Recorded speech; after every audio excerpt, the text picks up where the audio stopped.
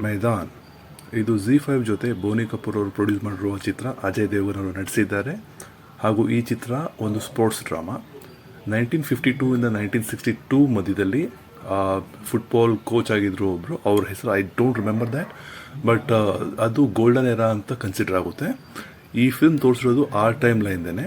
So basically ಫಿಲ್ಮಲ್ಲಿ Asian world cup ಗೆಲ್ಲಿಸ್ಕೊಡೋದು ಅಜಯ್ ದೇವಗನ್ ಅವ್ರ ಶೋಲ್ಡರ್ಸ್ ಮೇಲೆ ಇರುತ್ತೆ, ಅವ್ರು ಗೆಲ್ಲಿಸ್ಕೊಡ್ತಾರೆ. ಸೊ ಫಿಲ್ಮ್ 3 ಗಂಟೆ 1 ನಿಮಿಷ ಇದೆ total film length. So film ಶುರು ಆದಾಗ ಒಂದು ಸ್ವಲ್ಪ ಬೋರಿಂಗ್ ಅನಿಸ್ತು, ಎಲ್ಲ ಕತೆ ಎಲ್ಲ ಬಿಚ್ಚಿಡ್ತಾರಲ್ಲ. ಸೊ ಫಿಲ್ಮ್ ನೋಡಬೇಕಾದ್ರೆ ಸ್ವಲ್ಪ ಬೋರಿಂಗ್ ಅನ್ನಿಸ್ಬಹುದು ಸ್ಟಾರ್ಟಿಂಗಲ್ಲಿ, ಬಟ್ ಸೆಕೆಂಡ್ ಹಾಫಲ್ಲಿ ಮಾತ್ರ ಎಷ್ಟು ಸೂಪರ್ ಆಗಿದೆ ಫಿಲ್ಮು ಅಂದರೆ, ನಿಮಗೆ ಫುಟ್ಬಾಲ್ ಗೊತ್ತೋ ಗೊತ್ತಿಲ್ವೋ, ನಮ್ಗೆ ಗೊತ್ತಿರೋಂಗೆ ನಾನಂತೂ ಕ್ರಿಕೆಟ್ ನೋಡೋನು, ಕ್ರಿಕೆಟ್ ಫಾಲೋ ಮಾಡೋನು. ಸೊ ಫುಟ್ಬಾಲ್ ಫಾಲೋ ಮಾಡದೇ ಇರೋಂಥ ವ್ಯಕ್ತಿಗಳಿಗೂ ಫುಟ್ಬಾಲ್ ಬಗ್ಗೆ ತುಂಬ ಇಂಟ್ರೆಸ್ಟ್ ಕ್ರಿಯೇಟ್ ಆಗುತ್ತೆ. ಆ್ಯಂಡ್ ಸೆಕೆಂಡ್ ಹಾಫಲ್ಲಂತೂ ಬರೀ ಮ್ಯಾಚ್ಗಳಿವೆ. ಆ ಮ್ಯಾಚ್ಗಳನ್ನೆಲ್ಲ ನೋಡ್ಬೇಕಾದ್ರೆ ಫುಲ್ ಸ್ಟೇಡಿಯಮಲ್ಲಿ ಕೂತಂಗಿದೆ, ಆ ರೀತಿ ಸಿನಿಮಾಟೋಗ್ರಫಿ ಇದೆ. AR ರೆಹಮಾನ್ ಸರ್ ಅವ್ರದ್ದು ಬ್ಯಾಕ್ಗ್ರೌಂಡ್ ಮ್ಯೂಸಿಕ್ ಅಷ್ಟು ಸೂಪರ್ ಆಗಿದೆ ಫಿಲ್ಮು. ಆ್ಯಕ್ಟಿಂಗ್ ವೈಸ್ ನೋಡಿದರೆ ಅಜಯ್ ದೇವಗನ್ ಅವರು ಸೂಪರಾಗಿ ಮಾಡಿದ್ದಾರೆ ಫಿಲ್ಮು.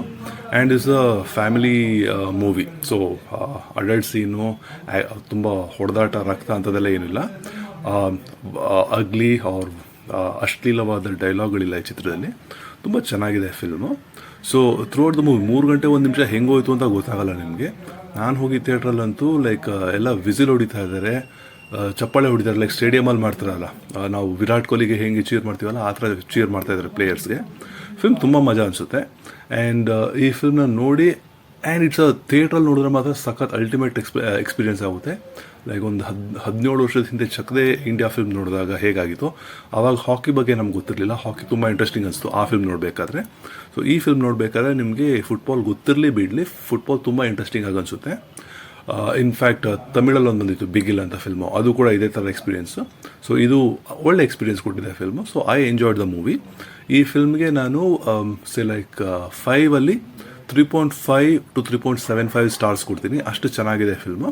ಸೊ ನೀವು ಈ ವೀಕೆಂಡಲ್ಲಿ ಟೈಮ್ ಮಾಡಿಕೊಂಡು ಹೋಗಿ ನೋಡಿ. ನಾನಂತೂ ಈ ಚಿತ್ರನ ಹಿಂದಿ ಒಳಗೆ ನೋಡಿದೆ, ಬಿಕಾಸ್ ನನ್ನ Hindi is my partial mother tongue ಅಂತ ಹೇಳ್ಬೋದು.